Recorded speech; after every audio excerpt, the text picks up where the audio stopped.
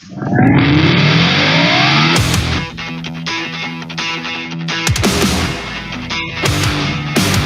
the mission to keep as many men on as many guns for as long as possible, we called him Doc.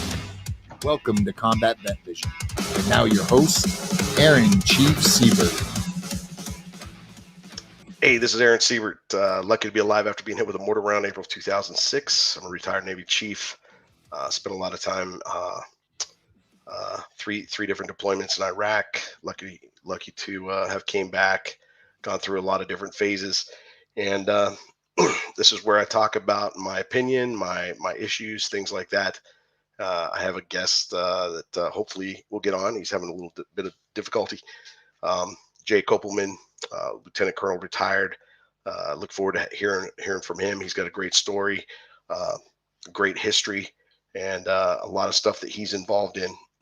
But I want to thank sitchradio.com for hosting my show, doing a lot of different things. The Warrior Built Foundation for helping combat vets with vocational recreational support. Forgive me, it's kind of hot today. So the other, I want to also thank all the other nonprofit organizations that are doing incredible things.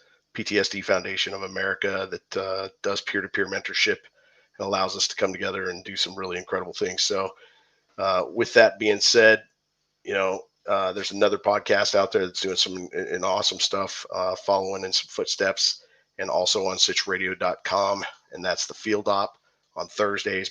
Please check that out.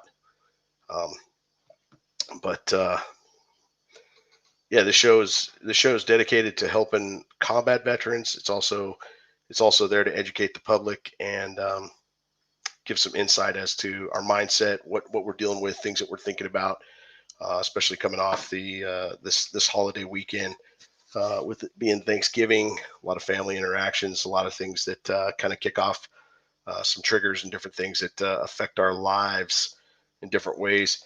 So if you're dealing with some issues or you need some support, please check out the show notes. There's plenty of different connections there, and things like that.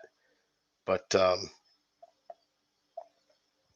yeah, I think Jay's having a hard time getting on. But let me see if I can't work with him a couple of minutes while we talk. But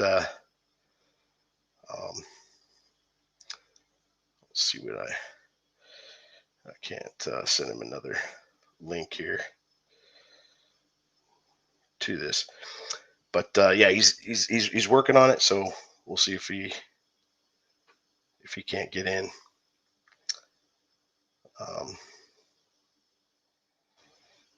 But no, thanks for coming to my show. If we don't get him on this week, we'll get him on next week, or in the near future. But it's just unfortunate if he can't pop on. But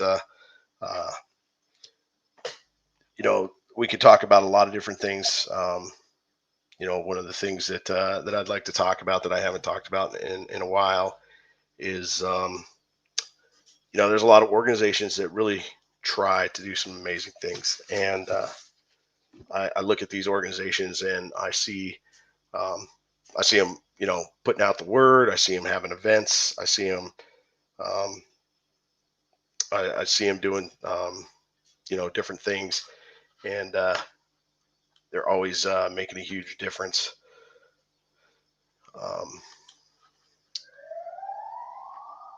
But there are some organizations out there that seem to act like they want to help out veterans. They're doing some stuff, but what they do is they raise money to and promote, they promote like other organizations to do it, and they promote other communities, the city communities, or different things like that. And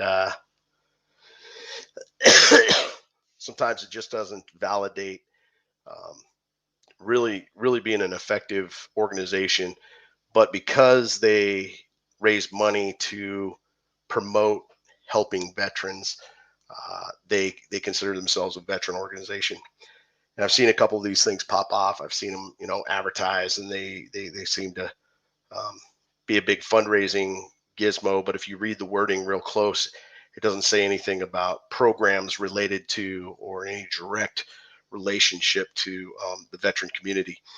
What it does say is promotes community well-being or something like that. So a lot of times these things kind of affect me in some negative ways lately, because I've been reaching out to some organizations. I want to see them come on my show. I want to see them talk about their issues. I want to see them talk about what they're doing to help veterans, um, because so many of them do.